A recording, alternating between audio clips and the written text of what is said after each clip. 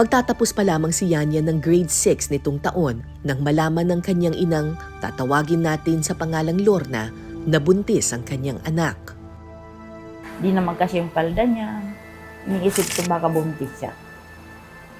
Kasi lumalaki yung tiyan niya. Pinagpiti siya ng ate niya na hindi ko rin alam.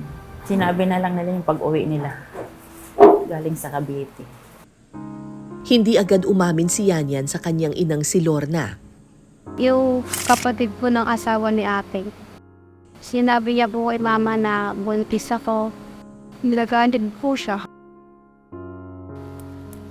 Dagdag pa ni Lorna, isang beses lamang niya nakita ang boyfriend ni Yanyan, kaya maging sila ay hindi ito lubos na kilala. Pinakilala niya po sa akin. Galing sila sa school. Masakit. Nandiyan na yan eh. Anggapin na lang. At ang masakit pa rito, naglahong parang bula ang lalaking nakabuntis kay Yanyan. Yung tayo niya, hindi naman na nagpakita. Lumipat na ng tirahan. Wala, nakablock na siya eh. Ayaw na namin din habulin. Kung kaya naman namin buhayin yung bata, bubuhayin na lang namin. Mahirap man para kay Lorna ang sinapit ng kanyang anak, hindi niya raw pababayaan si Yanyan at ang magiging anak nito. Hindi ka lalagpas. Sa buong pagbubuntis ni Yanyan, 2 beses pa lamang siya nakakapunta sa health center. Mabuti na lang daw at libre naman ang check-up sa Rural Health Center.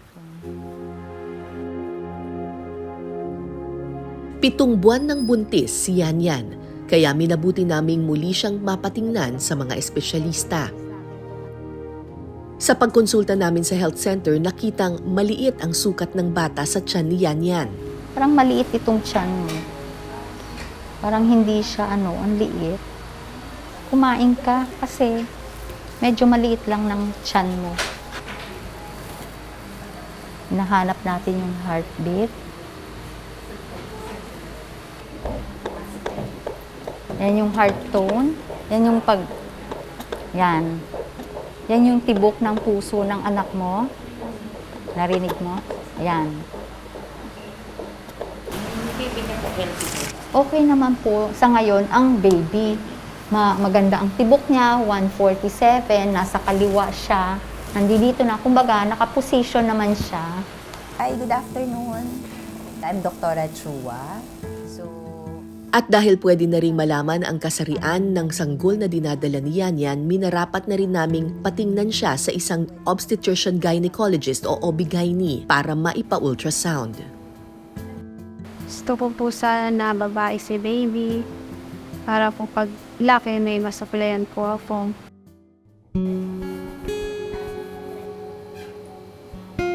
So tama ang posisyon niya kasi ang ulo ng baby ay nasa baba na. So yan ang magandang posisyon para ka manganak ng normal pagkabuanan mo na. Ang sukat ko sa kanya, tama kayo na nasa 7 months, 7.5 months. 30 weeks and 4 days ang lumalabas sa sukat ko sa kanya.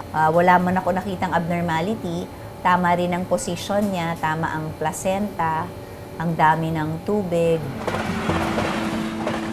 Noong 2022, tumaas ng 10.15% ang bilang ng mga batang inang edad 10 hanggang 19 na taong gulang. Sa datos na inilabas ng Commission on Population o POPCOM noong 2023, pumapangalawa ang Pilipinas sa mga bansa sa Southeast Asia na may mataas na kaso ng adolescent birth rate sa mga babaeng edad 15 to 19. Sa kanyang edad na 14, maituturing na high risk ang pagbubuntis ni Yanyan.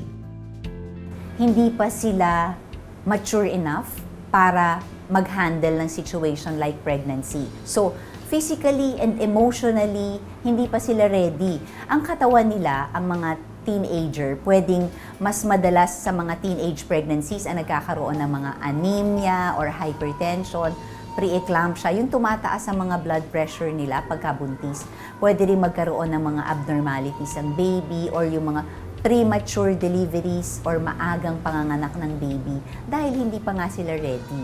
So marami talagang risk factors.